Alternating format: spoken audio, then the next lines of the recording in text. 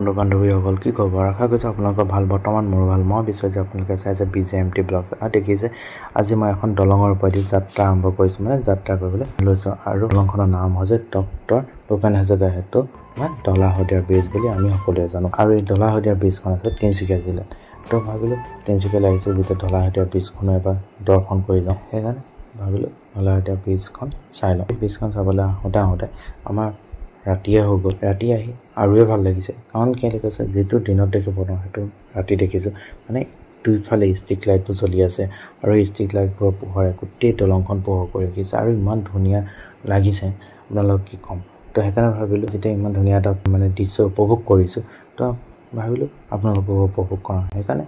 এই ভিডিঅ'টো প্ৰস্তুত কৰিছোঁ আৰু এই দৃশ্য দেখি আপোনালোকৰ কেনে লাগিছে নিশ্চয় কমেণ্ট কৰি জনাব আৰু যদি ভাল লাগে তেতিয়াহ'লে লাইক এটা কৰি দিব ব'লক আপোনাক ডক্টৰ ভূপেন হাজৰিকা সেতুৰ বিষয়ে আপোনালোকক অলপ থুলমূলকৈ জনাই দিওঁ এই ডক্টৰ ভূপেন হাজৰিকা সেতুটি অসমৰ অন্যতম গৌৰৱজনক দীৰ্ঘতম সেতু এই সেতুটি ব্ৰহ্মপুত্ৰ উপনদী লোহিত নদীৰ ওপৰত নিৰ্মাণ কৰা হৈছে বহুতে ভাবে ব্ৰহ্মপুত্ৰৰ ওপৰতে আছে দলংখন কিন্তু ব্ৰহ্মপুত্ৰৰ ওপৰত নাই লোহিত নদীৰ ওপৰত আছে ধলা আৰু শদিয়া দুখন ঠাই সংযোগ কৰি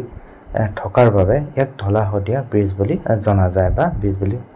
কোৱা হয় এই দলংখন 2011 চনৰ পৰা আৰম্ভ কৰে বনাবলৈ আৰু ই গৈ 2017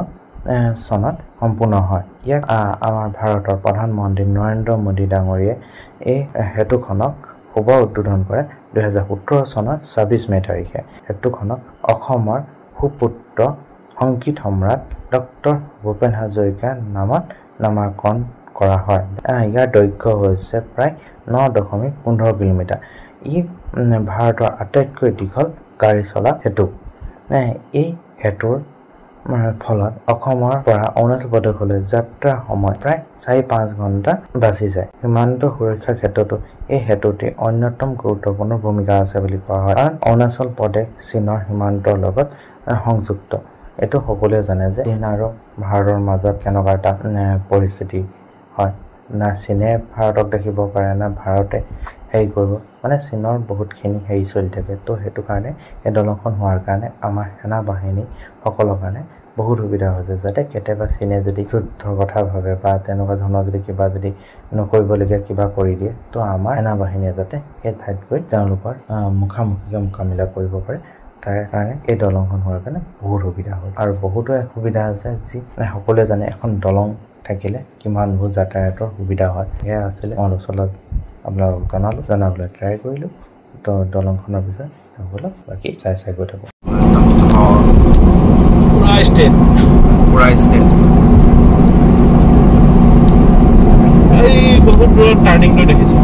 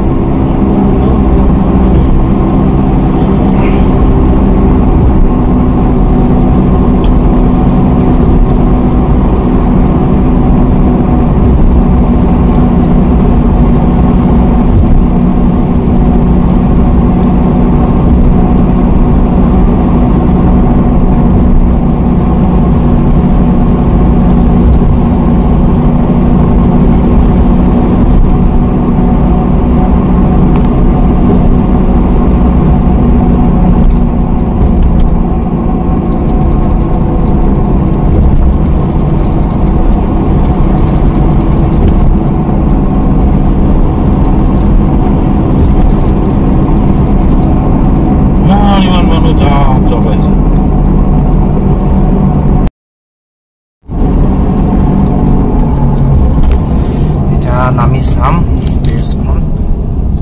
কিছু সময়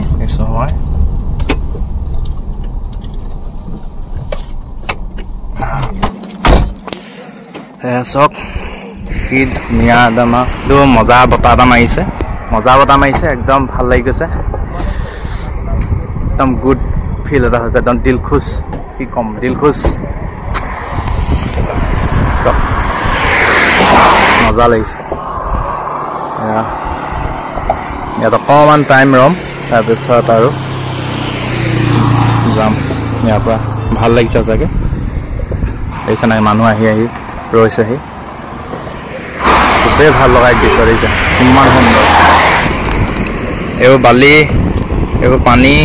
হয় ইয়াৰ আগত আকৌ বালি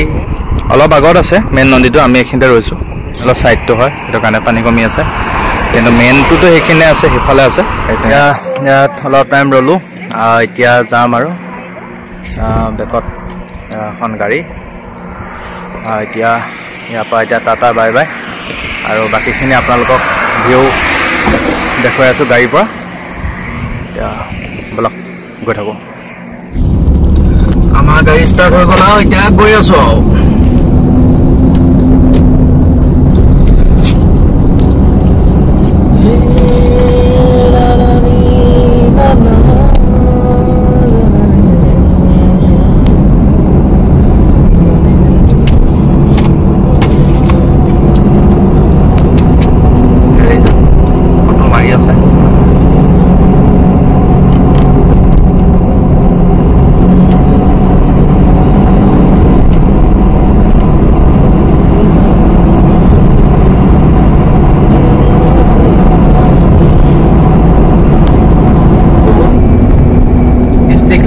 আৰু ধুনীয়া লাগিছে জেগাখন ধুনীয়া লাগিছে